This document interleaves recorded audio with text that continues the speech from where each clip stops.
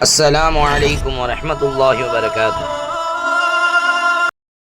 خاصة ولجميع المسلمين أجمعين أما بعد.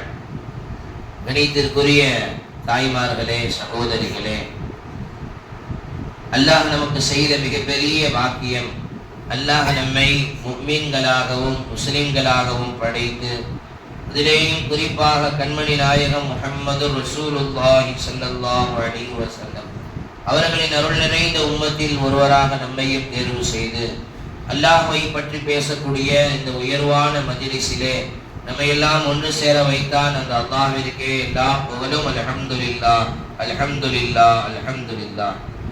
கணித்திற்குரிய தாய்மார்களே, நாம் சென்ற வாரம் நாம் கூறியிருந்தோம், ஒரு மனிதன் அல்லாஹ்விற்காக அவன் கஷ்டப்பட்டு தொழுகின்றான், நோன்பு வைக்கின்றான், துஆ செய்கின்றான். ஆனால் ஒரு சில காரணங்களினால் அவனினுடைய தொழுகையோ அவனினுடைய நோன்போ அவனுடைய துவாவோ ஏற்றுக்கொள்ளப்படுவதில்லை என்று நாம் ஒரு 3 காரணங்கள் சொல்லியிருந்தோம். யாருக்காச்சும் அந்த 3 ஞாபகம் இருக்கா? போன வாரம் நம்ம சொல்லியிருந்தோம், ஒரு 3 விஷயங்களின் காரணமாக அல்லாஹ் தஆலா நம்மளுடைய தொழுகையை ஏற்றுக்கொள்ள மாட்டான். நம்ம 1000 வருடங்கள் தொழுதாலும், 1000 வருடங்கள் நாம் தொழுதாலும், 1000 ரக்காத்துகள் தொழுதாலும், 1000 வருடங்கள் நோன்பு வைத்தாலும், ஒரு சில காரணங்கள் இருந்தால் நம்முடைய தொழுகை, நம்முடைய நோன்பு, நம்மளுடைய துவா எதுவுமே ஏற்றுக்கொள்ளப்படாது அப்படின்னு ஒரு 3 காரணங்கள் சொல்லியிருக்கோம். ஒண்ணு என்ன? உது செய்யவில்லை என்றால், உது செய்யவில்லை என்றால் என்ன? உதுவை ஒழுங்காக செய்யவில்லை என்றால், உதுவை ஒழுங்காக செய்யவில்லை என்றால், உது செஞ்சாரு, அறகுறையா செஞ்சுட்டு வந்துட்டார். முகத்தை பாதி கழுவி பாதி கழுவாம, காலை ஒரு கால் கழுவி இன்னொரு கால் கழுவாம, அந்த மாதிரி உதுவை அரைகுறையா செஞ்சுட்டு வந்திருக்கிறார். இப்படி இருந்தால் தொழுகை ஏற்றுக்கொள்ளப்படாது. 2வது, வேகமா தொழுகிறது, மெதுவா தொழுகாம அவசரமா தொழுதாலும் ஏற்கப்படாது.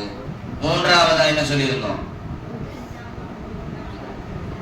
ஹராமான, அல்லாஹ் தடுத்த உணவை, அல்லாஹ் தடுத்த உடையை, அல்லாஹ் தடுத்த இடத்திலே நாம் அமர்ந்து கொண்டு எத்தனை ரக்காத்துகள் தொழுதாலும் ஏற்றுக்கொள்ளப்படாதுன்னு ஒரு 3 சொல்லியிருக்கோம். இன்னைக்கு அடுத்த சில காரணங்கள் பார்ப்போம். நாம் தொழுதும் நோன்பு வைத்தும் அல்லாஹ் ஏற்க மாட்டான் இந்தந்த காரணங்கள் இருந்தால். அது என்ன காரணம்? பெருமானார் ஸல்லல்லாஹு அலைஹி வஸல்லம் சொல்றாங்க, இப்னு மாஜால வருது, ஸலாஸத்துன் லா தர்தஃபு ஸலாத்துஹும் ஃபௌக ருபூஸிஹிம் ஷிப்ரா. 3 பேருடைய தொழுகை தலைக்கு மேலே உயர்வதில்லை. 3 பேருடைய தொழுகையை தலைக்கு மேலே கூட, எதுவரைக்கும் போனோம்? வானத்தை தாண்டி அல்லாஹ் கிட்ட போன நன்மை. ஆனா எதுக்கு மேல போறது இல்லையா? தலைக்கு தாண்டி அவன் நன்மை போகிறது இல்லை. அப்ப அந்த நன்மை இவன் கிட்டே இருந்துக்கும், அல்லாஹ் கிட்ட போகவே போகாது.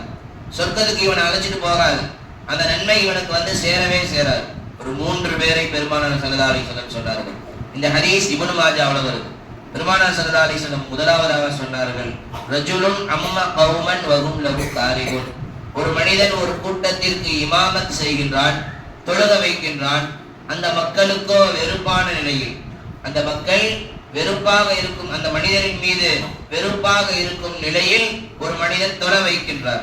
அதாவது இமாம் சாஹிப் பிடிக்கல மக்களுக்கு, இவன் பின்னாடி போய் தொழுகிறமே, இவன் அயோக்கிய பயலாச்சு, இவன் பாவம் செய்யறவனாச்சு, இவன் கெட்ட காரியங்கள் செஞ்சவனாச்சு, இவன் பின்னாடி போய் நின்று தொழுகிறோமே மக்கள் நினைத்தால் யாருடைய தொழுகை கூடாது? அந்த இமாமினுடைய தொழுகை கூடாது. இது 1. 2வது பெருமானார் சொன்னார்கள், இம்ரஅத்துன் பாத்தத் வ ஜௌஜுஹா அலைஹா சாஃபிதுன். ஒரு பெண்ணினுடைய தொழுகையை அல்லாஹ் ஏற்றுக்கொள்ள மாட்டான். எந்த மாதிரி பெண் தெரியுமா? அந்த பெண் இரவு உறங்குவாள், அந்த பெண்ணினுடைய கணவனோ அந்த பெண்ணின் மீது கோபமாக இருக்கும் நிலையில். எந்த கணவன் தன் மனைவியின் மீது கோபமாக இருக்கும் நிலையில் மனைவி உறங்குவாளோ அந்த பெண்ணினுடைய தொழுகையை அல்லாஹ் ஏற்றுக்கொள்ள மாட்டான். இன்னொரு ஹதீஸ்ல வருது, ஒரு பெண் கணவனுடைய மனதை வருத்தப்படுத்தி கணவன் கோபமாக இருக்கும் நிலையில் மனைவி போய் படுத்து தூங்குனா, ஃபஜர்ல எந்திரிக்கிற வரைக்கும் மலக்குமார்கள் அந்த மனைவியின் மீது சாபம் விடுகிறார்கள். மலக்குமார்கள் சாபம் விடுகிறார்கள். யாரின் மீது? யாரின் மீது? அந்த மனைவியின் மீது. அந்த மனைவியின் மீது பெருமானார் ஸல்லல்லாஹு அலைஹி வஸல்லம் சொன்னார்கள், அந்த பெண்ணின் மீது மலக்குமார்கள் சாபம் விடுகிறார்கள். எந்த பெண்ணின் மீது, எந்த மனைவியின் மீது கணவன் வருத்தத்திலே இருக்கிறானோ, கணவன் வருத்தத்திலே இருந்தால் அந்த பெண் என்னதான் அல்லாஹ்வை திருப்திப்படுத்தி தொழுதாலும் அல்லாஹ் ஏத்துக்க மாட்டான். நீ உன் கணவனை முதலில் திருப்திப்படுத்து, அதான் மார்க்கம் சொல்லுது. உன் கணவனை சந்தோஷப்படுத்து, உன் கணவனினுடைய சொல்லுக்கு கட்டுப்படு, அதுக்கப்புறம் தான் மத்ததெல்லாம். கணவனை வருத்தப்படுத்தி கணவனினுடைய சொல்லை கேட்காமல் இந்த பெண் என்னதான் தொழுதாலும் அந்த தொழுகை எல்லாவிடத்தில் தலையிற்கு மேலே கூட உயராது அப்படின்னு சொல்லி பெருமானார் ஸல்லல்லாஹு அலைஹி வஸல்லம் சொன்னார்கள். ஒரு பெண் தன் கணவனுடைய எல்லா பேச்சுகளையும் கேட்க வேண்டும், அணுவணுவா கேட்கணும். கணவன் ஒரு வார்த்தை சொன்னால் அந்த வார்த்தையிற்கு கட்டுப்படுபவள் தான் உண்மையான மனைவி. உண்மையான மனைவி என்றால் யார்? கணவனினுடைய சொல்லிற்கு கட்டுப்பட வேண்டும். இன்னைக்கு பல வீடுகளில் மனைவியுடைய சொல்லிற்கு கணவன் கட்டுப்படக்கூடிய நிலை வந்துவிட்டது. எந்த வீட்டுலதான் இல்ல அப்படி? எல்லா வீட்லயும் அப்படிதான் இருக்கு.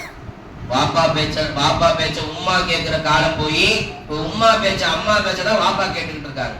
எல்லா வீட்லயும் அதுதான், எல்லா வீடுகளிலும் அதுதான் நிலை.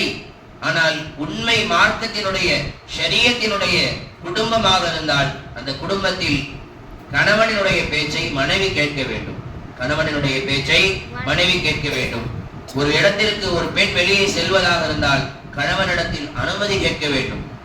ஒரு சஹாபி வெளியூருக்கு போறாங்க. அவங்க மனைவி கிட்ட சொல்றாங்க, ஏமா வெளியே போகாதன்னு சொல்லிட்டு போயிட்டாங்க. என்ன சொல்லிட்டாங்க? வெளியே போகாதன்னு சொல்லிட்டு போயிட்டாங்க. அந்த சஹாபி மலையினுடைய உச்சியிலே அந்த சஹாபியினுடைய வீடு. அந்த சஹாபியினுடைய வீடு எங்க இருக்கு? மலையினுடைய உச்சியில் இருக்கிறது. அந்த சஹாபியினுடைய மனைவி இடத்தில் என்ன சொல்லுகிறார்கள்? வீட்டை விட்டு வெளியேறாதேன்னு சொல்லிட்டு போயிட்டாங்க.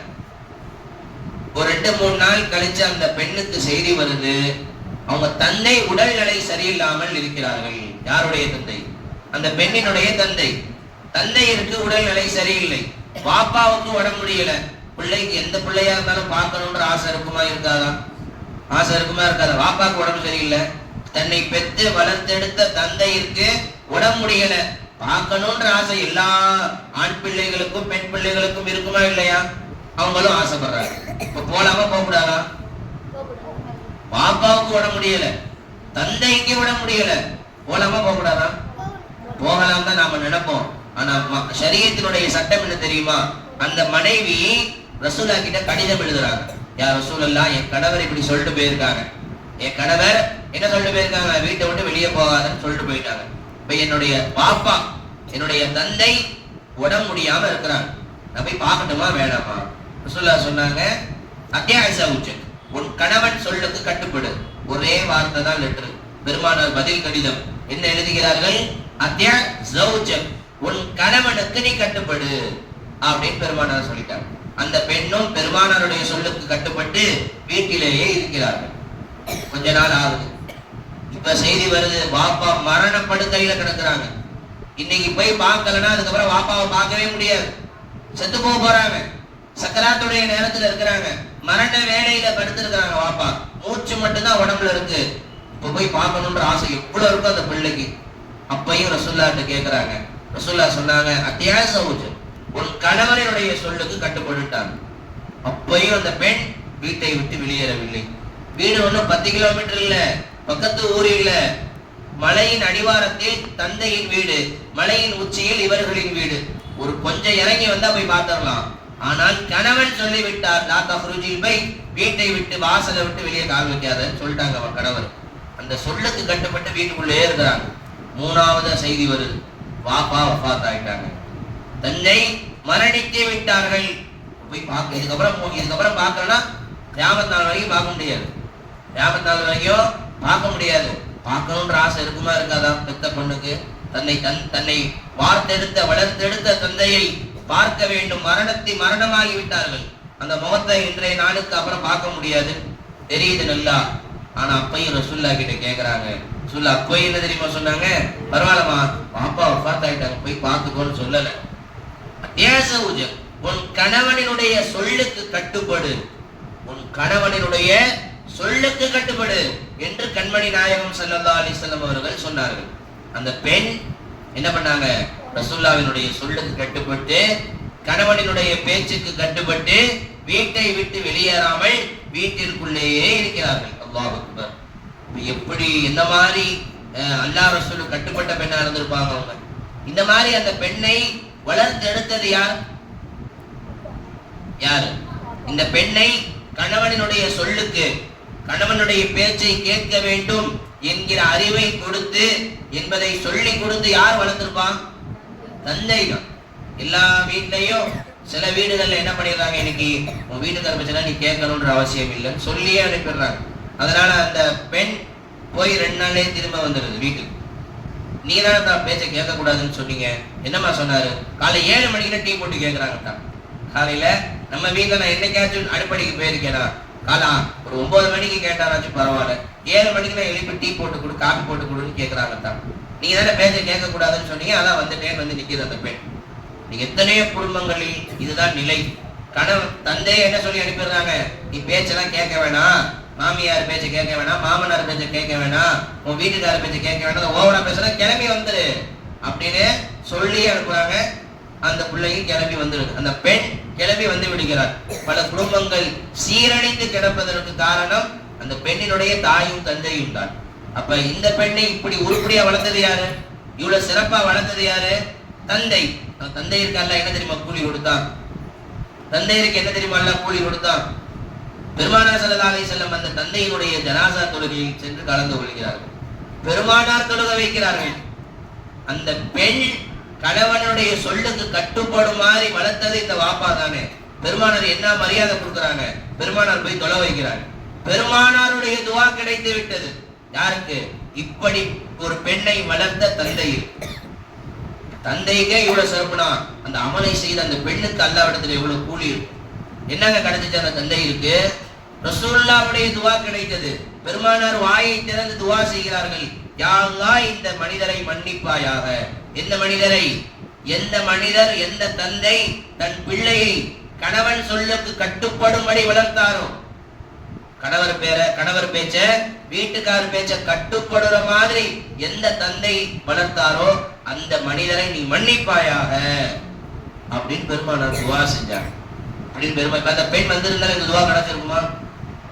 அந்த பெண் அந்த மலையின் உச்சியில் இருந்து தந்தையருடைய ஜனாசாவுக்கு வந்திருந்தா, மௌத்துக்கு வந்திருந்தா இந்த துவா கிடைச்சிருக்குமா? கிடைத்திருக்காது. பெருமானாருடைய துவா கிடைச்சிருக்காது. இப்போ வரல, ஆனா ரசூலுல்லாஹ்வுடைய துவா கிடைச்சிருச்சு. கணவனினுடைய சொல்லுக்கு இந்த அளவு கட்டுப்பட வேண்டும். கணவனினுடைய சொல்லுக்கு இந்த அளவில் கட்டுப்பட வேண்டும். எந்த விஷயத்துல மட்டும் கட்டுப்படக்கூடாதுன்னு சொல்லுங்க பார்க்கலாம். ஒரு விஷயத்துல மட்டும் கட்டுப்படக்கூடாது. அது கணவனுடைய பேச்சிலும் கட்டுப்பட, கணவன் சொன்னாலும் சரி, தாய் தந்தை சொன்னாலும் சரி, இந்த ஒரு மேட்டர்ல மட்டும் கட்டுப்பட தேவையில்லை. லா தாஅத லி மக்லுகின் ஃபீ மஅசியத்தில் காலிகி. கண்மணி நாயகம் ஸல்லல்லாஹு அலைஹி வஸல்லம் சொன்னார்கள், ரப்புக்கு மாறு செய்யும்படி இந்த உலகில் எவன் சொன்னாலும் அதை கேட்க தேவையில்லை. அது தாய் சொல்லட்டும், தந்தை சொல்லட்டும், கணவன் சொல்லட்டும், பக்கத்து வீட்டுக்காரன் சொல்லட்டும், எவனோ சொல்லட்டும், அல்லாஹ்வுக்கு மாறு செய்யணும் எவனாச்சும் சொன்னா அதுக்கு மட்டும் கட்டுப்பட தேவையில்லை. மற்ற எதை சொன்னாலும் கணவன் கேட்பது மனைவியின் மீது கடமை. தாய் தந்தை சொன்னால் அதை பிள்ளைகள் கேட்பது கடமை. கணவன் சொன்னால் அதை கேட்பது மனைவியின் மீது கடமை. எந்த விஷயத்துல மட்டும்தான் கேட்க தேவையில்லை. தொழுகாதன்னு சொல்றாரு கணவர், நீ தொழுக கூடாது, நான் தொழுகுவேன் அப்படின்னு தொழுகணும். வட்டி டிவி பாரு, சினிமா பாருன்னு சொல்றாங்க, சினிமாவுக்கு போலாம், நான் வரமாட்டேன். சினிமா பார்ப்பது ஹராம். அந்நிய ஆண்களை எப்படி நேரில் பார்ப்பது ஹராமோ அதே போல் திரையில் பார்ப்பதும் ஹராம், நான் வரமாட்டேன். ஒரு பாவத்தை செய்யும்படி சொன்னால், அல்லாஹ்விற்கு அநியாயம் செய்யும்படி சொன்னால், அல்லாஹ்விற்கு மாறு செய்யும்படி சொன்னால் அப்ப மட்டும் என்ன செய்ய தேவையில்லை, கேட்க தேவையில்லை. மற்ற எல்லா நேரங்களிலும் ஒரு பெண் ஒரு மனைவி கணவனினுடைய சொல்லிற்கு கட்டுப்பட்டு தான் வாழ வேண்டும். அப்படி கட்டுப்பட்டு இல்லை என்றால் என்ன விபரீதம்? அதனால என்ன பிரச்சனை? தொழுகை ஏற்றுக்கொள்ளப்படாது. கணவனினுடைய பேச்சை கேட்கவில்லை என்றால் அந்த பெண் 1000 ரக்காத்துகள் தொழுதாலும் அந்த பெண்ணினுடைய தொழுகை எதற்கு மேலே போகாது. ஷிபுரன், பெருமானார் ஷிபுரன், தலையை தாண்டி ஒரு ஜான் கூட போகாது. இங்கே வந்து நின்று அல்லாஹ் கிட்டனா நன்மையே போகாது. நன்மை அல்லாஹ் கிட்ட போகணுமா வேணாமா? போகணும்னா என்ன செய்யணும்? அந்த ஒவ்வொரு பெண்ணும் ஒவ்வொரு மனைவியும் கணவனினுடைய சொல்லிற்கு கட்டுப்பட்டு தான் ஆக வேண்டும். இது 2வது. மூணாவது என்ன தெரியுமா? பெருமானார் சொன்னார்கள், இஹ்வானி முத்தசாரிஆனி, இஹ்வானி முத்தசாரிஆனி அவ் கமா கால அலைஹி ஸலாத்து வஸலாம். சண்டை போட்டுக்கொண்ட இரண்டு சகோதரர்கள், சண்டை போட்டுக்கொண்ட இரண்டு சகோதரர்கள், சண்டை போட்டுக்கொண்ட இரண்டு சகோதரர்கள், ரெண்டு பேர் பேசாம கொள்ளாம இருக்கிறாங்க. ஒரு ஊர்ல ரெண்டு பேர் பேசாம கொள்ளாம இருக்கிறாங்கன்னா அவங்க தொழுகை அல்லாஹ் ஏத்துக்க மாட்டாங்க. இன்னைக்கு யார் யார் சண்டை போடாம இருக்க? நீங்க யார்த்தையாச்சும் சண்டை போடாம, நீங்க யாருக்கிட்டமே சண்டை போடாம இன்னைக்கு உலகத்துல யார் இருக்கிறாங்கன்னா யாருமே இல்லை. எல்லாருமே யாருக்கிட்டையாச்சும் சண்டை வம்பு பேசாம இருக்கிறது 10 வருஷம் ஆச்சு, 15 வருஷம் ஆச்சு. நீங்க சில பேர்கிட்ட போய் கேட்டா சாதாரணமா சொல்றாங்க. என்ன சொல்றாங்க? நீங்க உங்க அத்தாட பேசி, உங்க அத்தாட இதை கொடுத்துருங்களேன் அப்படின்னு சொன்னாங்க. எங்க அத்தாட நான் பேசுறது இல்லை. எப்பங்க பேசுறீங்க? கடைசியா பேசி 10 வருஷம் ஆச்சு. பேசி அத்தாட்ட பேசி 10 வருஷம் ஆச்சா. அம்மாட்ட பேசி 15 வருஷம் ஆச்சு. நாங்க அண்ணன் தம்பி பேசிக்க மாட்டோம். பேசி எத்தனை வருஷம் ஆச்சு? 7-8 வருஷம் இருக்கும் பேசி. கடைசியா பேசி சாதாரணமா சொல்றாங்க. அல்லாஹ்வினுடைய ரஹ்மத்து கிடைக்கவே கிடைக்காது, அல்லாஹ்வினுடைய அருள் கிடைக்கவே கிடைக்காது. எந்த குடும்பத்தில் இரண்டு மனிதர்கள் பேசாமல் இருக்கிறார்களோ, ஒருவருக்கொருவர் முகம் பார்த்து மலர்ச்சியாக பேசாமல் இருக்கிறார்களோ, இவன் என்னதான் அல்லாஹ்வை தொழுதாலும், என்னதான் 1000 நோன்பு வச்சாலும், கையை தூக்கி அழுது கண்ணீர் மழுக துஆ செய்தாலும் அதையெல்லாம் அல்லாஹ் தஆலா ஏற்றுக்கொள்ள மாட்டான். நான் சொல்லவில்லை, பெருமானார் ஸல்லல்லாஹு அலைஹி வஸல்லம் சொன்னார். சண்டை போட்டுக்கிட்டு இருந்தாக்க அல்லாஹ் என்ன செய்ய மாட்டான்? பேச மாட்டான். நீங்க நினைக்கலாம் ஹஸ்ரத் என் மேல தப்பு இல்லை ஹஸ்ரத், நீங்க எல்லாருமே அதான சொல்றாங்க, பேசுங்கம்மா, என் மேல தப்பு இல்லை ஹஸ்ரத், அவங்க தான் தப்பு பண்ணாங்க. அவன் என்ன பண்ணா தெரியுமா உங்களுக்கு? அவன் என்ன பண்ணா தெரியுமா? அவ பண்ணதை கேட்டீங்க, நீங்களே பேச வேண்டாம்னு சொல்லுவீங்க. என்னம்மா பண்ணா? கல்யாண பத்திரிக்கை எனக்கு கொடுக்காம பக்கத்து வீட்டுக்கு போய் வச்சுட்டான். கல்யாண பத்திரிக்கை எனக்கு கொடுக்காம பக்கத்து வீட்டுல போய் வச்சுட்டான். இதெல்லாம் ஒரு மேட்டர்னு பேசாம இருக்கிறாங்க. ஒரு சில பேர் சண்டை போட்டுக்குவாங்க. என்னங்க சண்டை? என்ன தெரியுமா அது பண்ணாங்க? என்னம்மா பண்ணாங்க? சிக்கன் எனக்கு சின்ன பீஸு, பக்கத்துல உள்ளவங்களுக்கு பெரிய பீஸ் வச்சுட்டாங்க. சிக்கன் பீஸு எனக்கு சின்ன பீஸு, பக்கத்துல உள்ளவங்களுக்கு பெரிய பீஸ். இன்னொருத்தவங்க சண்டை போட்டுக்கிறாங்க. எதுக்குங்க, என்னங்க பிரச்சனை அப்படின்னு கேட்டா, எல்லாருக்கும் இன்னும் வேணுமா இன்னும் வேணுமா அப்படின்னு கேட்கறாங்க. என்ன ஒண்ணுமே கேட்காமே கடந்து போயிட்டாங்க. பிரியாணி இன்னும் வச்சுக்கோங்க இன்னும் வச்சுக்கோங்கன்னு எல்லாத்துலயும் சொல்றாங்க. என்ன மட்டும் ஒண்ணுமே சொல்லலை. நான் அப்படியே ஒரு வாட்டி சாப்பிட்டு இலையை மூடிட்டு வந்துட்டேன். பாதியிலே எந்திரிக்கிற மாதிரி ஆயிடுச்சு. ஃபுல்லா சாப்பிட்டாங்க, ஒரு வாட்டி ஃபுல்லா சாப்பிட்டாச்சு. அவங்க என்ன சொல்றாங்க, 2ஆவது வாட்டி சாப்பிடலான்னு நினைச்சேன், நான் ஒண்ணுமே என்கிட்ட கேட்கல, அதனால நான் பாதியிலே எழுந்து போயிட்டேன். அதனால பேசாம இருக்கிறாங்க, அதனால சண்டை. இதெல்லாம் மேட்ரா? இதெல்லாம் ஒரு பிரச்சனையா? அல்லாஹ் அக்பர். பெருமானாருக்கு நடக்காத துன்பமா நமக்கு நடந்து விட்டது, பெருமானாருக்கு நடக்காத அசிங்கங்களா நமக்கு நடந்து விட்டது. பெருமானாரின் மீது ஒட்டக குடலை தூக்கி வீசி எறிந்தார்களே, பெருமானார் மன்னித்து ஏற்றுக்கொள்ளவில்லையா? ரசூலுல்லாஹ் தொழுதுகிட்டு இருப்பாங்க, ஒட்டக குடலை எடுத்துக்கொண்டு பெருமானாருடைய முதுகுல போடுவாங்க. ஒட்டகத்தினுடைய குடல், ஒட்டகத்தினுடைய குடல், ஒட்டகத்தினுடைய குடல்னா என்ன? இந்த மாட்டு குடலை பார்த்திருப்பீங்க குர்பானி சமயத்துல, பக்ரீத் சமயத்துல தட்டில் வண்டியில வச்சு எடுத்துட்டு போவாங்க. மாட்டு குடல், அந்த குடல்ல தான் எல்லா சாணியும் இருக்கும், எல்லா கழிவும் அந்த குடல்ல தான் இருக்கும். அதை தூக்கவே முடியாது. ஒரு 4 பேர் சேர்ந்து தூக்கி வச்சா நாத்தம் அடிக்கும். ஒட்டகத்துக்கு எவ்வளவு பெருசு இருக்கும்? ஒட்டகத்தினுடைய மொத்த கழிவும் அந்த குடல்ல தான் இருக்கும். அதை தூக்கி பெருமானாரின் மீது போடுவார்கள். பெருமானார் யாரா என்னடா பண்ணீங்க அப்படின்னு சண்டை போட்டாங்களா? எவன்டா என் மேல தூக்கி போட்டதுன்னு கேட்டாங்களா? அவர்களை பெருமானார் மன்னித்துக் கொண்டார்கள், அவர்களை பெருமானார் மன்னித்தார்கள். பெருமானார் நடக்கும் வழியில் முட்களை போட்ட மனிதர்களை பெருமானார் மன்னித்தார்கள். ஃபதஹ மக்கா, மக்காவினுடைய வெற்றி. எல்லா காஃபிர்களும் வீட்டுக்குள்ள போய் நுழைகிறாங்க. பயந்து போய், ஆஹா, ரசூல் ஸல்லல்லாஹு அலைஹி வஸல்லம் மக்காவுல இருந்தாங்க, திரும்ப எங்க போயிட்டாங்க? மதீனாவுக்கு போனாங்க. திரும்ப எதை வெற்றி பெற்றார்கள்? மக்காவை வெற்றி பெற்றார்கள். மக்காவை வெற்றி பெற்ற அந்த போருக்கு, அந்த வெற்றிக்கு பெயர் என்ன அரபியில யாராவது சொல்லுங்களேன்? மக்காவை வெற்றி பெற்றார்கள் அல்லவா, அந்த மக்காவினுடைய வெற்றிக்கு அரபியில ஒரு பெயர் இருக்கு, ஃபதஹ மக்கா. என்னமா? ஃபதஹ் மக்கா. ஃபதஹ் இல்ல, ஃபதஹ் மக்கா. ஃபதஹ மக்கா என்றால் மக்கா வெற்றின்னு அர்த்தம். ஃபதஹனா வெற்றின்னு அர்த்தம், ஃபதஹனா வெற்றின்னு அர்த்தம். ஃபதஹ மக்கா நீங்க போய் கூகுள்ல போட்டு பாருங்க, மக்கா வெற்றின்னு ஹிஸ்டரியே வரும். பெருமானார் எப்படி மக்காவை வெற்றி பெற்றாங்கன்னு சொல்லி. மக்காவை ஜெயிச்சு ராஜநடையோட உள்ள போறாங்க. எந்த ஊரிலிருந்து ஓடினார்களோ, எந்த ஊரில் இருந்து மக்கள் தொல்லை கொடுத்து துரத்தினார்களோ, அதே ஊருக்குள்ள ராஜ நம்பீர் நடையோட பெருமானார் நடந்து உள்ள போறாங்க. எல்லா காபிர்களும் பயந்து போய் ஒழிச்சுக்கிறாங்க. பயந்து போய் ஆஹா முகம்மது பழி வாங்கிடுவாரோ, நம்மளை அடிச்சதெல்லாம் ஞாபகம் வச்சு நம்மளை பழி தீர்ப்பாரோ, நம்ம ஒட்டக குடலை அவரின் மீது போட்டதை ஞாபகம் வைத்திருப்பாரோ, அவர் நடக்கும் பாதையில் முட்களை பரப்பினோமே அதற்காக பழி வாங்குவாரோ, எல்லாம் பயந்து ஒதுங்கினாங்க. பெருமானார் சொன்னாங்க, லா தஸ்ரீப அலைக்குமுல் யௌம், இன்றைய நாள் உங்கள் அனைவர்களுக்கும் மன்னிப்பு வழங்குகின்றேன். உங்களில் எல்லாரையும் நான் மன்னித்து விட்டேன், யாரையும் பழி வாங்க போவதில்லை. உங்களுக்கு நான் தரக்கூடிய தண்டனை என்ன தெரியுமா? மன்னிப்பு. உங்களுக்கு நான் தரக்கூடிய தண்டனை மன்னிப்பு. நம்ம என்ன பண்ணுவோம்? தண்டனையா கெட்ட வார்த்தை சொல்லி திட்டுவோம், இல்ல கையால அடிப்போம், திட்டுவோம், ஏளனம் பண்ணுவோம். பெருமானார் அவர்களுக்கு கொடுத்த தண்டனை என்ன? மன்னிப்பு.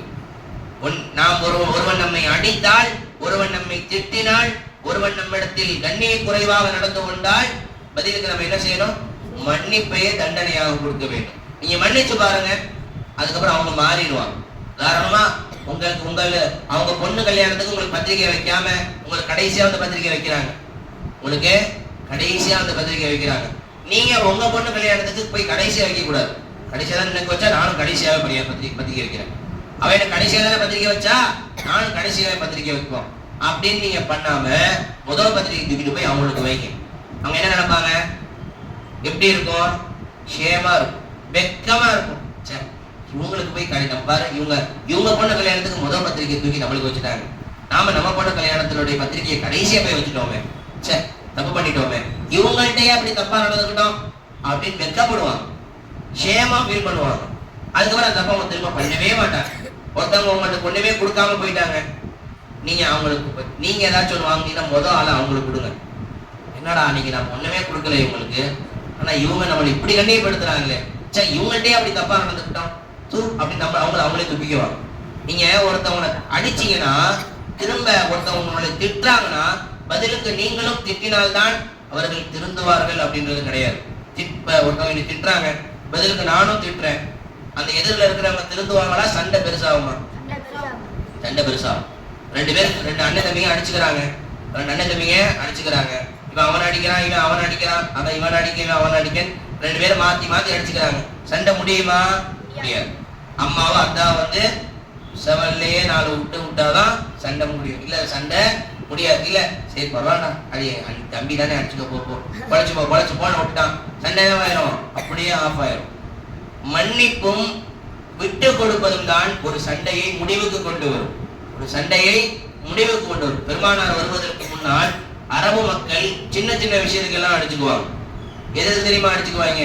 பெருமானார் வருவதற்கு முன்னால் அந்த சவுதி அரேபியால உள்ளவங்க, அந்த மக்கா மதீனால உள்ளவங்க சின்ன சின்ன விஷயத்துல அடிச்சுக்குவாங்க. எதுக்குன்னு அடிச்சுக்குவாங்க? ஊர்ல உள்ள கோழி, ஊர் சண்டை, ஒரு ஊரே சண்டை போட்டுக்கும், ஒரு ஊரும் இன்னொரு ஊரும் சண்டை போட்டுக்கும். என்னன்னா பிரச்சனை, எதனாலதான் இந்த சண்டை அப்படின்னு கேட்டா, ஒரு 100 வருஷத்துக்கு முன்னாடி அவங்க ஊர்ல இருக்க ஒரு கோழி எங்க ஊருக்கு வந்துருச்சு, எங்க ஊர்ல இருக்கக்கூடிய தானியத்தை சாப்பிட்டுட்டு போயிருச்சு. அதனால குடும்பமா தலைமுறையாக சண்டை போட்டுக்கிட்டே இருப்பாங்க. பெருமானார் வந்தாங்க, விட்டு கொடுங்கன்னு கத்து கொடுத்தாங்க, மன்னிக்க கத்து கொடுத்தார்கள், விட்டு கொடுப்பதற்கு கற்றுக் கொடுத்தார்கள். எல்லாம் ஒருவருக்கு ஒருவர் ஒற்றுமை ஆயிட்டாங்க. அதுவரை எப்படி ஆயிட்டாங்க? சஹாபாக்கள் எந்த அளவுக்கு பொறுமையா மாறிட்டாங்க, எந்த அளவுக்கு விட்டு கொடுக்க ஆரம்பிச்சுட்டாங்க. பெருமானாருடைய அந்த குணத்தை பார்த்து, பெருமானாருடைய அந்த உயர்ந்த குணத்தை பார்த்து பெருமானார் போய் மன்னிக்கன் பயான்னா செய்யல, பெருமானார் மன்னித்தார்கள் எல்லோரையும். அதை பார்த்த சஹாபாக்கள் அவர்களும் எல்லோரையும் மன்னிக்க ஆரம்பித்து விட்டார்கள், விட்டு கொடுக்க ஆரம்பித்து விட்டார்கள். ஹுசைன் ரலியல்லாஹு அன்ஹு அவர்களுடைய மகன் ஸைனுல் ஆபிதீன் ரஹ்மத்துல்லாஹி அலைஹி, அவங்க ஹுசைன் ரலியல்லாஹு அன்ஹு கொல்லப்பட்டாங்களா இல்ல இயற்கை மரணம் அடைந்தார்களா? ஹுசைன் ரலியல்லாஹு அன்ஹு எதுல கொல்லப்பட்டாங்க? கர்பலா களத்தில் முஹர்ரம் பிறை 10 அன்று கடுமையான சித்திரவதை செய்யப்பட்டு ஹுசைன் ரலியல்லாஹு அவர்கள் கொலை செய்யப்பட்டார்கள். அவர்களை கொலை செய்த ஒருவன் அவங்க பையன் வீட்டுக்கு, யாரு? ஸைனுல் ஆபிதீன் ரஹ்மத்துல்லாஹி வீட்டுக்கு விருந்தாளியா வரான். தந்தையை கொலை செய்தவன் வீட்டிற்கு வருகிறான். எனக்கு 3 நாள் என்ன அவங்க வீட்டில் தங்கி கட்டுமான்னு கேட்கிறான். யாருக்கு தெரியும்? இவங்களுக்கு தெரியும், நம்மளுடைய தந்தையை கொலை செய்தவன் என்பது தெரியும். யாருக்கு? ஸைனுல் ஆபிதீன் ரஹ்மத்துல்லாஹி தெரியும். தெரிஞ்சும் தன் தந்தை தலையை வெட்டியவனை வீட்டிற்குள் விடுகிறார்கள். யாரு? ஜைனுல் ஆபிதீன் ரஹ்மத்துல்லாஹி. இவங்களுக்கு அவனுக்கு புரியல, ஒருவேளை நம்மளை யாரும் தெரியலையோ, தெரிஞ்சா வீட்டுக்குள்ள எவனாச்சும் விடுவானா? தெருவுக்குள்ளே விட மாட்டான். அவன் தெரியல போல, நாம தான் தலையை வெட்டணும்னு இந்த பையனுக்கு தெரிய போல அப்படின்னு நினைச்சிட்டு வீட்டுக்குள்ள பூந்துட்டான். யாரு? இவங்க பையனையும் வெட்டுறதுக்காக வந்திருக்கிறான். 3 நாளா விழுந்து விழுந்து கவனிக்கிறாங்க. சாப்பாடு, தண்ணி, டீ, பிஸ்கெட்டுன்னு விழுந்து விழுந்து கவனிக்கிறாங்க. யாரு? ஜைனுல் ஆபிதீன் ரஹ்மத்துல்லாஹி. யார? தந்தையை கொலை செய்தவனை. அவனுக்கு ஒண்ணும் புரிய மாட்டேங்குது. என்னடா இவரு இப்படி கவனிக்கிறாரு? ஒரு விருந்தாளியை விட மேல நம்மளை கவனிக்கிறாரு. இவருக்கு தெரியுமா தெரியாதா? மெதுவா போய், நான் யாரு தெரியுமா? எங்க அத்தாவை கொலை பண்ண வேண்டாம். தெரியுமா? தெரிஞ்ச எப்படிப்பா நீ எனக்கு இவ்வளவு கண்ணியம் கொடுக்குற? சொன்னாங்களா, உன் பழக்கம் அது, என் பழக்கம் இது. உன்னுடைய பழக்கம் நல்லவர்களை கொலை செய்வது. நான் யாருடைய பரம்பரை? முஹம்மது ரசூலுல்லாஹ்வுடைய பரம்பரை. பெருமானாருடைய கொள்ளு பேரனா. அவங்க அகலாக் என்ன? கொலை செய்தவனுக்கும் உணவு ஊட்டுவதுதான் எங்கள் கண்மணி நாயகத்தினுடைய பழக்கம். ஒரு நேரம் பெருமானார் ஸல்லல்லாஹு அலைஹி வஸல்லம் ஒரு போர் முடிச்சிட்டு வராங்க. ஒரு போர் முடித்து விட்டு ஒரு இடத்துல போய் ராத்துர் ரிகா என்கிற ஒரு போர். இந்த போரினுடைய சமயத்தில் போர் முடிச்சுட்டு பெருமானார் போறாங்க. போற வழியில சில நேரம் மதியான நேரம் கொஞ்சம் தூங்கினாதானே நல்லா இருக்கும், தூங்கலாம்னு சொல்லி பெருமானார் சொல்றாங்க. சஹாபாக்கள் பெருமானாருக்கு ஒரு மரத்தை கொஞ்சம் வசதி பண்ணி கொடுத்து, யார் ரசூலல்லாஹ் நீங்க இங்க தூங்குங்க, நாங்க வேற இடத்துல போய் தூங்குறோம், எல்லாம் வெவ்வேறு இடத்துக்கு போயிட்டாங்க. பெருமானார் தூங்கிட்டு இருக்கிறாங்க. பெருமானார் தன்னுடைய இடுப்புல எப்பவுமே ஒரு வாள் வச்சிருப்பாங்க. ஏன்? அந்த நேரம் இஸ்லாமியர்களுக்கு அதிகமான எதிரிகள் இருந்தார்கள். திடீர்னு எவனாச்சும் என்ன வருவான்? கத்தியை குத்த வருவான். டக்குன்னு வாழை உருவி தலையை வெட்டிடுவாங்க. அதனால எப்பவுமே இடுப்புல ஒரு வாள் இருக்கும். அப்ப இருந்த எல்லா முஸ்லிம்கள் இடத்துலையும். இப்ப நம்ம வாழ்னா வச்சிருக்க தேவையில்லை. இப்ப நம்ம ஏன்னா நம்மளுக்கு எந்த தொல்லையும் தொந்தரவும் யாரும் கொடுக்கல, அதனால நம்ம வாழ் வச்சிருக்க தேவையில்லை. அந்த காலத்துல வாழ் வச்சிருப்பாங்க. எல்லா முஸ்லிம்களும் இடுப்புல வாழ் வச்சிருப்பாங்க. ரசூலுல்லாஹ் அந்த வாழ் எடுத்து அந்த மர கிளையில தொங்க விட்டுட்டு தூங்கிட்டு இருக்கிறாங்க. கண்ணை விழிச்சு பார்த்தா ஒரு காபிர் அந்த வாள் எடுத்து ரசூலுல்லாஹ் கழுத்துல வச்சுக்கிட்டு நிக்கிறான். கண்ணை திறந்து பார்த்தா ஒரு காபிர் பெருமானாருடைய அந்த வாளை எடுத்து ரசூலுல்லாஹ் வாள் எடுத்து ரசூலுல்லாஹ் கழுத்துல வச்சுக்கிட்டு நிக்கிறான். நம்மளுக்கா எப்படி இருக்கும்? வேத்து ஊத்துமா இல்லையா? ஆஹா, கழுத்தை வெட்டிடுவானோ. பெருமானார் ராஜா மாதிரி வச்சு நிக்கிறாங்க. பெருமானார் முகத்தில் பயம் தெரியவில்லை. எதிரிக்கு ஒரே திகைப்பு. என்னடா கழுத்தை வச்சு கத்தியை வச்சுக்கிட்டு நிக்கிறோம், இந்த முகம்மது முகத்துல பயமே தெரியலையே. சஹாபாக்கள் எந்திரிச்சிட்டாங்க. யார் வந்து காப்பாற்ற முடியுமா? ஏன் பக்கத்துல வந்தா ரசூலுல்லாஹ் கழுத்தை வெட்டிடுவோம். படத்துல நான் பார்த்திருப்போம், கழுத்துல கத்தியை வச்சுக்கிட்டு மிரட்டுவாங்களா இல்லையா? அந்த மாதிரி ரசூலுல்லாஹ் கழுத்துல கத்தியை வச்சுக்கிட்டு நிக்கிறான். கத்தியை வச்சுக்கிட்டு அந்த எதிரி நிக்கிறான். பெருமானார் ஸல்லல்லாஹு அலைஹி வஸல்லம் பயப்படாம நிக்கிறாங்க. மற்ற காபிர் சஹாபாக்கள் சுத்தி நிக்கிறாங்க.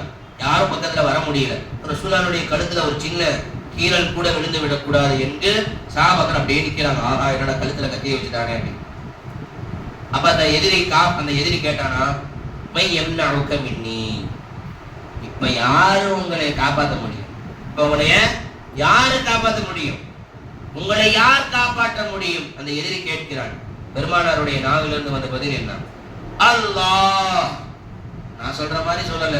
பெருமானார் அவங்க சொன்னாங்க, அவங்க எப்படி சொல்லுவாங்களோ அப்படி சொன்னாங்க. 3 வாட்டி சொன்னாங்களாம். அல்லாஹ் அல்லாஹ், அல்லாஹ் என்னை பாதுகாப்பான், அல்லாஹ் என்னை பாதுகாப்பான். இந்த ஈமானிய பலத்தினுடைய வார்த்தை எதிரியின் கையில் இருந்த வாள் கீழே விழுந்து விட்டது.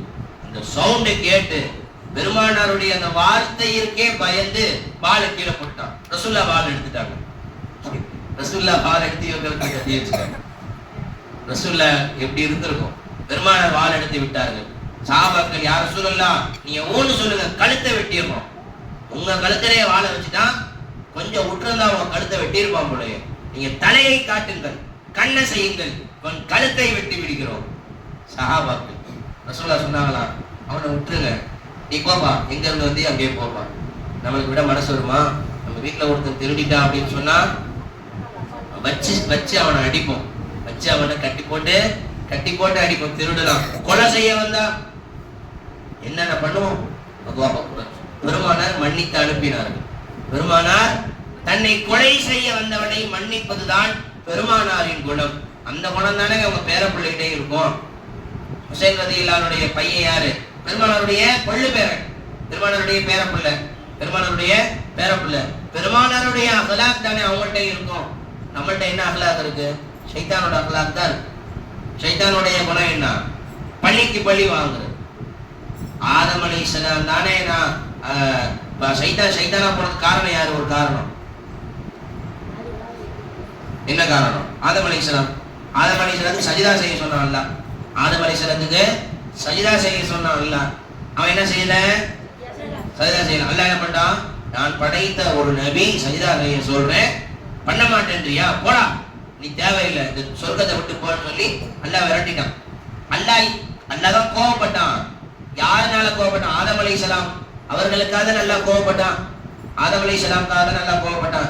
ஒரு சில பசங்க, ஒரு பையன் வந்து நம்மள்ட்ட போட்டு விட்டான். அது இந்த மாதிரி அவன் சிரிச்சுக்கிட்டே இருக்கான், அது வந்து போட்டு விட்டான். இப்ப சிரிச்ச பையனை கூட்டு நான் அடிக்கிறேன். இப்ப அந்த மாணவனுக்கு என் மேல கோவம் வருமா? போட்டு விட்ட மேல கோவம் வருமா? போட்டு விட்ட மேல. இவன் தானே காரணம், இவனாலதானே அதிரத்தை அடிச்சாங்க. அப்ப ஷைத்தானுக்கு யார் மேல கோவம்? ஆதம் அலைஹிஸ்ஸலாம் மேல கோவம். ஆதம் அலைஹிஸ்ஸலாம் மேல, இந்த ஆதம்னாலதானே அல்லாஹ் என்னை துரத்திட்டான் இன்னைக்கு சொர்க்கத்தை விட்டு. என்ன இப்ப பழிக்கு பழி ஷைத்தான் என்ன வாங்குறான்? ஆதம் நபியினுடைய எல்லா பிள்ளைகளையும் நான் சொர்க்கத்தில் இருந்து விரட்டுவேன். நான் சொர்க்கத்தை விட்டு வெளியேற காரணம் யார்? ஆதம். ஆதமனுடைய எல்லா பிள்ளைகளையும் சொர்க்கத்திற்குள் நுழைய விட மாட்டேன் அப்படின்னு தான் நம்மளை வழி எடுத்துக்கிட்டு இருக்கான் ஷைத்தான். நம்மளை ஏன் வழி எடுக்கிறான்? பழிக்கு பழி வாங்குறாங்க. எதுக்கு? என்ன பழி? ஆதம் நபினால தானே சொர்க்கத்தை விட்டு வெளியே போனா. அவனுக்கு என்ன புத்தி? என்னைய நான் வெளியே போயிட்டேன் சொர்க்கத்துல இருந்து, ஆதம் நபினால அவங்க பிள்ளைகளும் சொர்க்கத்துக்குள்ள போக கூடாது, நம்ம எல்லாம் சொர்க்கத்துக்குள்ள போக கூடாதுன்னு தானே ஷைத்தான் டிவி பார்க்க வைக்கிறான், தொழுகையை விட வைக்கிறான், கெட்ட வார்த்தைகள் பேச வைக்கிறான், புறம் பேச வைக்கிறான். ஷைத்தான் இதெல்லாம் பண்றான், நம்மளுடைய பழி வாங்குறான். என்ன பழி? எதனால பழி வாங்குறான்? நம்ம வாப்பா ஆதம் அலைஹிஸ்ஸலாம், வாப்பா செஞ்சதுக்கு புள்ள மேல கோவம் வருமா இல்லையா? இவன் புள்ளதானே, இவன் வாப்பா, இவன் தகப்பன் தானே நினைக்கிறேன் இப்படி பண்ணது, நாமளும் இவனுக்கு பண்ணுவாங்களா இல்லையா? இந்த மாதிரி ஷைத்தான் நம்மளே பழிக்கு பழி வாங்குறதுக்காக தான் பண்றான். யார் யாரெல்லாம் அடுத்தவனை பழிக்கு பழி வாங்கணும்னு நினைக்கிறாங்களோ, மன்னிக்க கூடாதுன்னு நினைக்கிறாங்களோ, அவங்கள்ட்ட எல்லாம் யார் குணம் இருக்கு? ஷைத்தானுடைய குணம் இருக்குன்னு அர்த்தம். யார் யாரெல்லாம் பரவாயில்ல மன்னிக்கிறேன் யார் மன்னித்து விட்டு கொடுக்கிறார்களோ அவர்களிடத்தில் யார் குணம் இருக்கிறது? அஹ்லாக்கி முஹம்மது ரசூலுல்லாஹி ஸல்லல்லாஹு அலைஹி வஸல்லம், பெருமானாருடைய குணம் இருக்குதுன்னு அர்த்தம். நீங்க ஷைத்தானுடைய குணத்தை கொண்டவர்களா, கண்மணி நாயகத்தினுடைய குணத்தை கொண்டவர்களா? உங்களுக்கு நீங்களே கேட்டு பாருங்கள், நான் சொல்லவில்லை. நீங்களே உங்களை பார்த்து கேளுங்க, நீ ஷைத்தானுடைய குணத்துல இருக்கிறியா, முஹம்மது ரசூலுல்லாஹினுடைய குணத்துல இருக்கிறியா? யாரும் யாரை பற்றியும் பேச தேவையில்லை, நினைத்து பார்க்க தேவையில்லை. உங்களை நீங்கள் நினைத்து பாருங்கள். நாம் இப்படி இருக்கிறோம். குடும்பத்தோட சண்டை போட்டு இருக்கிறோமா? மாமியோட சண்டை போட்டுருக்கோமா? மாமாவோட சண்டை போட்டிருக்கோமா? மன்னிச்சு ஏத்துக்கிட்டோமா? அவங்களோட சகஜமா பேசுறோமா? முகம் கொடுத்து பேசுறோமா? சிரிச்சு பேசுறோமா? இப்ப அவங்க நம்மளுக்கு அநியாயம் பண்ணி இருந்தாலும் நம்ம என்னதான் பேசுங்க அப்படின்னு சொன்னாலும் என்ன சொல்லுவாங்க? அவங்க அநியாயம் பண்ணிட்டாங்க, எனக்கு அநியாயம் பண்ணிட்டான், மறைக்க முடியுமா அதை அப்படின்னு கேட்பாங்க. அதான் நான் கேட்கிறேன், ரசூலுல்லாஹ்வுக்கு நடந்த அநியாயத்தை விடவாங்க உங்களுக்கு நடந்துச்சு அநியாயம்? பெருமானாருக்கு நடந்த அநியாயத்தை விடவா உங்களுக்கு நடந்து விட்டது? பெருமானாருக்கு நடந்த துரோகத்தை விடவா உங்களுக்கு துரோகம் நடந்து விட்டது? சின்ன சின்ன சில்லற மேட்டருக்கெல்லாம் சண்டை போட்டுக்கிட்டு இன்னைக்கு எத்தனை குடும்பங்கள் பிரிந்து கிடக்கிறார்கள். பிரச்சனை எதுல இருக்கும்? சின்ன மேட்டரா இருக்கும், சின்ன தோசை சட்னி மேட்டரா இருக்கும். கணவன் மனைவி தலாக்ல வந்து நிற்கும். என்ன காரணம் கேட்டா, எனக்கு ஒரு முட்டை தோசை சுட்டு தரல என் மனைவி, முட்டை தோசை சுட்டு தரல, அதுக்கு சண்டை. தேங்காய் சட்னி மட்டும் தான் வச்சிருக்கேன், தக்காளி சட்னி அரைக்கல. கணவர் மேல கோவம், நான் வரும்போது இது வாங்கிட்டு வர சொன்னேன், பல்பு, எப்ப பார்த்தாலும் மறந்துகிட்டே இருக்காரு, என்னையும் மறந்துடுவாரு போல, எனக்கு இந்த கணவர் தேவையில்லை. பல்பு வாங்கிட்டு வராம மறந்தது தப்பா? அதுக்காக தலாக்ல வந்து நிக்குது எத்தனை குடும்பங்கள். சின்ன சின்ன மேட்டருக்கலாம், இதெல்லாம் ஒரு மேட்டராங்க. ஒரு உப்புச்சப்பு இல்லாத விஷயத்துக்கெல்லாம் சண்டை போட்டுக்கொண்டு பல மாத கணக்கில் பல வருட கணக்கில் பேசாமல் இருக்கிறார்கள் இத்தகைய குடும்பங்கள். இவர்களுடைய தொழுகையையும் அல்லாஹ் ஏற்றுக்கொள்வதில்லை. இவர்களுடைய தொழுகையையும் என்னதான் தஹஜ்ஜுத் தொழுங்க, என்னதான் துஹா தொழுங்க, என்னதான் இஷ்ராக் தொழுதாலும் உங்க தொழுகையும் அல்லாஹ் ஏற்றுக்கொள்வதில்லை. நான் அப்படி நடந்தால் எனக்கும் அந்த நிலைதான், நீங்கள் அப்படி நடந்தால் உங்களுக்கும் அந்த நிலைதான். இணைத்திற்குரிய தாய்மார்களே, சகோதரிகளே, யார் யாரிடத்திலெல்லாம், ஏன்னா அல்லாஹ் ரெண்டு பேரும் சண்டை போட்டுக்கிட்டு இருந்தா எந்த இரவில் கூட அல்லாஹ் மன்னிப்பதில்லை. பராத்தினுடைய இரவுல கூட அல்லாஹ் மன்னிக்கிறது இல்லை, லைலத்துல் கத்ருடைய இரவுல கூட அல்லாஹ் மன்னிக்கிறது இல்லை. லைலத்துல் கத்ருடைய இரவுல அல்லாஹ் தஆலா எத்தனை பேரை மன்னிக்கிறான்? கோடிக்கணக்கான பேரை மன்னிக்கிறான். கோடிக்கணக்கான பேரை அல்லாஹ் தஆலா மன்னிக்கிறான். எப்போ? லைலத்துல் கத்ர் பராத்துடைய இரவுல. அந்த இரவிலேயும் யாருக்கு மன்னிப்பு இல்லை? ரெண்டு பேர் சண்டை போட்டுட்டு இருந்தா அவங்களுக்கு மன்னிப்பு இல்லை. அவங்க நம்மள்ட்ட பேசுறாங்களோ இல்லையோ நாம போய் பேசிடணும். நாம கடமையை நாம தீர்த்தரணும். நாம போய் சலாம் சொல்லிடணும், பேசிடணும். நல்லா இருக்கீங்களா, சாப்பிட்டீங்களா, ஏதாச்சும் நான் கிஃப்ட் வாங்கி கொடுக்கணும், அன்பளிப்பு வாங்கி கொடுக்கணும், ஏதாச்சும் வாங்கி கொடுக்கணும். இப்படி வாங்கி கொடுக்க எதுக்கு? அன்பளிப்பை பரிமாறிக்கொள்ள வேண்டும். ஏதாச்சும் கிஃப்ட் வாங்கி கொடுக்கணும், ஏதாச்சும் உணவு வாங்கி கொடுக்கணும். அன்பளிப்புகளை பரிமாறிக்கொள்ள வேண்டும். இதனால் பெருமானார் அன்பளிப்புகளை பரிமாறிக்கொள்ள சொன்னார்கள் தெரியுமா? ஒருவருக்கொருவர் அன்பளிப்புகளை மாற்றிக்கொண்டால் இருவர்களுக்கு இடையில் இருக்கக்கூடிய குரோதங்கள் வெளியேறிவிடும், கோபங்கள் வெளியேறிவிடும், வெறுப்புகள் வெளியேறிவிடும். நான் ஒன்று சொல்றேன், நீங்க செய்யுங்க. உங்களுக்கு யாரை ரொம்ப பிடிக்காதோ, யார்கிட்ட பேசி ரொம்ப நாள் ஆச்சோ, அவங்களுக்கு போய் ஏதாச்சும் ஸ்வீட் வாங்கிக்கிட்டு அவங்க வீட்டுக்கு போகணும். வாங்கி நல்லா இருக்கீங்களான்னு விசாரிச்சுட்டு பேசிட்டு வந்துடும். எதுவும் பண்ண வேணாம். அவங்க 10 நாள் கழிச்சு இல்லை 2 நாள் கழிச்சு அவங்க உங்க வீட்டுக்கு வருவாங்க. சண்டையே காணாம போயிடும். அந்த 10 வருஷம் பகை போயிடும், 20 வருஷம் பகை போயிடும். ஏதாச்சும் வாங்கிட்டு கொண்டு போய் கொடுங்க. அன்பா பேசுங்க. நல்லா இருக்கீங்களா, எப்படி இருக்கு உடம்பு, சாப்பிட்டீங்களா, பிள்ளைக்கு உடம்பு இல்லைன்னு அவங்க எப்படி இருக்கிறாங்க, இப்படி மனசு விட்டு பேசிக்கணும். மனசு விட்டு பேசிக்கணும். இப்படி இல்ல, கதருடைய இரவில் கூட மன்னிப்பு இல்லை, பராத்துடைய இரவில் கூட மன்னிப்பு இல்லை. முஸ்லிம் ஷரீஃபில் ஒரு ஹதீஸ் வருது, 2565வது நம்பர்ல. அபூ ஹுரைரா ரலியல்லாஹு அறிவிக்கிறாங்க, துஃப்தஹு அப்வாபுல் ஜன்னah யௌமல் இஸ்னைன் வ யௌமல் ஹமீஸ். ஒவ்வொரு திங்கட்கிழமையும் வியாழக்கிழமையும் சொர்க்கத்தினுடைய வாசல் திறக்கப்படுகிறது. ஒவ்வொரு திங்கட்கிழமையும் ஒவ்வொரு வியாழக்கிழமையும் எது திறக்கப்படுகிறது? ஒவ்வொரு அடிமையையும் எல்லாம் அந்த நாட்களில் மன்னிக்கிறாங்க. ஆனா 2 பாவம் செஞ்சிருக்க கூடாது. ரசூலுல்லாஹ் சொன்னாங்க, லா யுஷ்ரிகு பில்லாஹி ஷைஆ. அல்லாஹ்விற்கு இணை வைத்தவனாக இருக்கக்கூடாது. அல்லாஹ்விற்கு இணை வைத்தவனாக இருக்கக்கூடாது. இல்லா ரஜுலன் கானத் பைனஹு வ பைன அஹீஹி ஷஹ்னா. வெறுப்பு, 2 சகோதரர்களுக்கு இடையிலே வெறுப்பு இருந்தால் அந்த 2 பேரையும் அந்த நாட்களிலும் அல்லாஹ் மன்னிப்பதில்லை.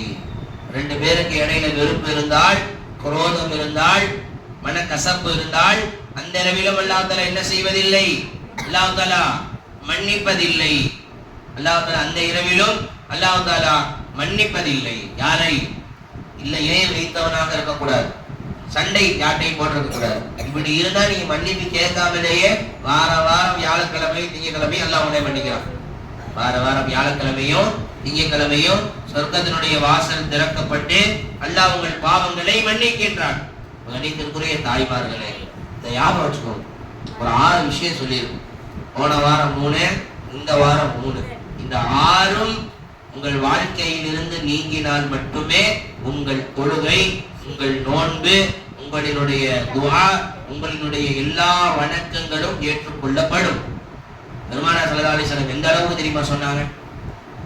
சொந்தக்காரங்க மட்டும் இல்ல, பக்கத்து வீட்டுக்காரங்க மட்டும். நீங்க நிறைய பேர் சண்டை, பக்கத்து வீட்டுக்காரங்க மட்டும் சண்டை. பெருமானார் ஸல்லல்லாஹு அலைஹி வஸல்லம் சொன்னாங்க, அல்லாஹ் தஆலா எந்த அளவிற்கு தெரியுமா அண்டை வீட்டார்களிடத்திலே நல்ல முறையில் நடந்து கொள்ளும்படி சொன்னான். பெருமானார் சொன்னாங்க, எந்த அளவுக்கு தெரியுமா பக்கத்து வீட்டுக்காரங்க மட்டும் நல்ல முறையில் நடந்து கொள்ளும்படி அல்லாஹ் சொன்னான். நான் பயந்தேன். பெருமானார் சொன்னாங்க, நான் பயந்தேன் விட்டா அல்லாஹ் சொத்துலையும் பங்கு கொடுக்க சொல்லுவாங்க போலயே, அந்த அளவுக்கு நான் பயந்தேன். அந்த அளவுக்கு அல்லாஹ் என்ன சொன்னானா? பக்கத்து வீட்டுக்காரவன்ட்ட நல்ல முறையில் நடந்து கொள்ளும்படி சொன்னான். இந்த அளவிற்கு பெருமானாரே பயந்தார்கள். எதற்கு?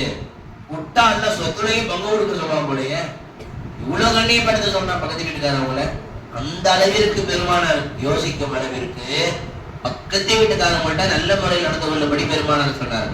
நம்ம ஒண்ணு செஞ்சோமா? ரசூலுல்லாஹ் சொன்னாங்க, உங்க வீட்டுல கரிசால்னாவா என்ன செய்யணுமா? கொடுக்கணும். நீங்க புதுசா அவங்களுக்குன்னு கரிசாலா செய்ய தேவையில்லை. என்ன செஞ்சா போதும்? கொஞ்சோட தண்ணி ஊத்துனா போதும். கொஞ்சோட தண்ணி ஊத்துனா போதும். ஒரு டம்ளர் தண்ணி ஊத்துது எக்ஸ்ட்ரா ஒரு கேத்தல்ல போட்டு ஒரு தூக்குல போட்டு போய் கொடுங்க, அவங்களுக்கு சந்தோஷப்படுவாங்க. அவங்க சாப்பிட்டாங்களா இல்லையான்னு தெரியுமா? பெருமானார் சொன்னாங்க, பக்கத்து வீட்டுக்காரவங்க பசித்து இருக்க ஒரு முஸ்லிம் வயிறு நிரம்ப உண்ண மாட்டான். உன் பக்கத்து வீட்டுல பசியா இருக்கிறாங்க, நீ வயிறு நிரம்ப உண்றானா நீ முன்மினே இல்லை. பெருமானாருடைய வார்த்தைப்படி உன் அண்டை வீட்டில் பசித்திருக்க நீ வயிறு புடைக்க உண்ணுகிறாய் என்றால் நீ எல்லாம் முஸ்லிமே இல்லை. பெருமானாருடைய ஹதீஸ் படி முஸ்லிமே. பக்கத்து வீட்டுக்காரவங்க போய் ஏதாச்சும் அப்பப்ப கொடுக்கணும். அவங்க வசதி உள்ளவங்களா இருக்கட்டும், இல்ல ஏழையா இருக்கட்டும், அவங்க காபிரா இருக்கட்டும், முஸ்லிம் அல்லாதவர்களாக இருக்கட்டும், ஏதாச்சும் நம்ம வீட்டுல செஞ்சோம்னா ஸ்பெஷலா போய் கொடுக்கணும். போய் தாயம் கொடுக்கணும். கொடுத்து என்ன பண்ணணும்? அன்பை பரிமாறிக்கொள்ள வேண்டும். இந்த உலகத்தில் அனைவர்களும் உங்களின் மீது அன்பாக இருந்தால் நீங்கள் உண்மையான முஃமின் என்று பொருள். இந்த உலகத்தில் ஒருவன் உங்களின் மீது வெறுப்புடன் இருந்தாலும் உங்களுடைய ஈமான்ல குறை இருக்குன்னு அர்த்தம். உங்க ஈமான்ல குறை இருக்குன்னு. இந்த உலகத்தில் உங்களை சுற்றி 1000 பேர் இருக்கிறார்கள் என்றால் 1000 பேர் உங்க மேல எப்படி இருக்கணும்? முஹப்பத்தா இருக்கணும், அன்பா பாசமா இருக்கணும். ஒருவன் உங்களின் மீது வெறுப்புடன் இருந்தாலும், ஒருவன் உங்களின் மீது நபி நபி நபி நபி தம்பி அவன் டீ வாங்கணும்ன்ற ஆசை வந்துருச்சு. டீ தூக்குறது 3 பேர் போறாங்க. சரி கிடையாது. அப்ப என்ன சொல்லிட்டு இருக்கோம்? யாரு? 1000 பேர். 1000 பேர் இந்த உலகத்தில் இருந்தாலும், 1000 பேர் இந்த உலகத்தில் இருந்தாலும் பாருங்க, ஒரு டீச்சர் கூப்பிடுற ஒரு பையன் கூட கண்டுக்காம போறான். நான் மன்னிக்கிறேன்னா இல்லையா? சரி, சின்ன பிள்ளை தெரியாம போயிட்டான், மன்னிச்சு. இது உங்களுக்கு ஒரு உதாரணம். மன்னிக்கிறாங்க. எவ்வளவு கோவம் ஒரு டீச்சருக்கு, ஒரு உஸ்தாதுக்கு. நான் கூர்த்தனி வரலாம் போயிட்டேன், வாடா நீ வா வச்சுக்கிறவனே இந்த நாள் வந்து ஓத வருவேன், கொட்டு வைக்கிற மாதிரி கொட்டு பூமிக்கு அடியில போயிருவேன். அப்படிலாம் கோவம் வருமா இல்லையா? அல்ல, சின்ன பிள்ளை தெரியாம போயிட்டான் பாவம், நான் அண்ணனை கூப்பிட்டேன் அவன் நினைச்சிருப்பான் அப்படின்னு நானே மனசுக்குள்ள ஒரு ஆறுதல் சொல்லிக்கிட்டு மன்னிக்கிறேன்னா இல்லை. நீங்களும் மன்னிக்கிறேன் எல்லாரும். அல்ல அவன் கண்ணுக்கு முன்னாடி ஒரு உதாரணம் காட்டுறான். என்னை எல்லாம் செக் பண்றான். நீ இவ்வளவு பயன் பேசுறியே, நீ மன்னிக்கிறியா அடுத்தவன அப்படின்னால என்னை செக் பண்றதுக்காக வீடியோ கூட போயிட்டா போனது. அல்ல என்னை செக் பண்றான். எதுக்காக? பேசுற அதிர்த்து அந்த மாதிரி இருக்கிறாங்களா இல்லையா அப்படின்னு காட்டுறதுக்காக. நீங்களும் இதை அமல் செய்ய வேண்டும். உங்கள் இந்த உலகத்தில் 1000 பேர் இருந்தாலும் 1000 பேர் உங்க மேல எப்படி இருக்கணும்? முஹப்பத்தா இருக்கணும், அன்பா இருக்கணும், பாசமா இருக்கணும். ஒருத்தவங்க உங்க மேல கோபமா இருந்தாலும் எதுல குறை இருக்கு? உங்க ஈமான்ல குறை இருக்குன்னு அர்த்தம். அப்ப 6 விஷயத்தையும் ஒரு தடவை எல்லாரும் சொல்லுங்க இன்ஷா அல்லாஹ். எல்லாரும் ஞாபகம் வச்சிருக்கீங்கன்னு பார்க்கலாம். முதல் விஷயம் என்ன சொன்னோம்? வுது அழகான முறையில் செய்ய வேண்டும். இரண்டாவது என்ன சொல்லிருக்கோம்? பொறுமையா நிதானமா தொழுகணும். மூன்றாவது ஹராமை விட்டு தவிர்த்திருக்கும். இது போன வாரம் சொன்னது. எல்லாரும் ஞாபகம் வச்சிருக்கீங்க, ரொம்ப சந்தோஷம். இந்த வாரம் சொன்ன 3, கணவனுக்கு கட்டுப்பட்ட, கணவன் உடைய கோபத்தை வாங்காத மனைவியா இருக்கணும், சண்டை போடாம இருக்கணும். 6வது ஒண்ணு சொல்லுங்க. அதான் நான் 4வதா சொன்னேன். இமாம் எந்த மாதிரி இமாம்? மக்கள் வெறுக்காத இமாமாக இருக்க வேண்டும். மக்கள் வெறுக்கக்கூடிய இமாமாக இருந்தால் அவர் தொழுகையும் ஏற்றுக்கொள்ளப்படாது.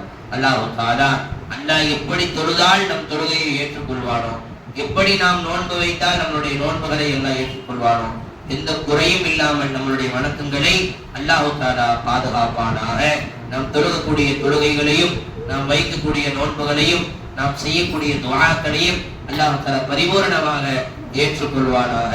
வாஹிர் தஅவானா அனில் ஹம்துலில்லாஹி ரப்பில் ஆலமீன். வாஹிர் தஅவானா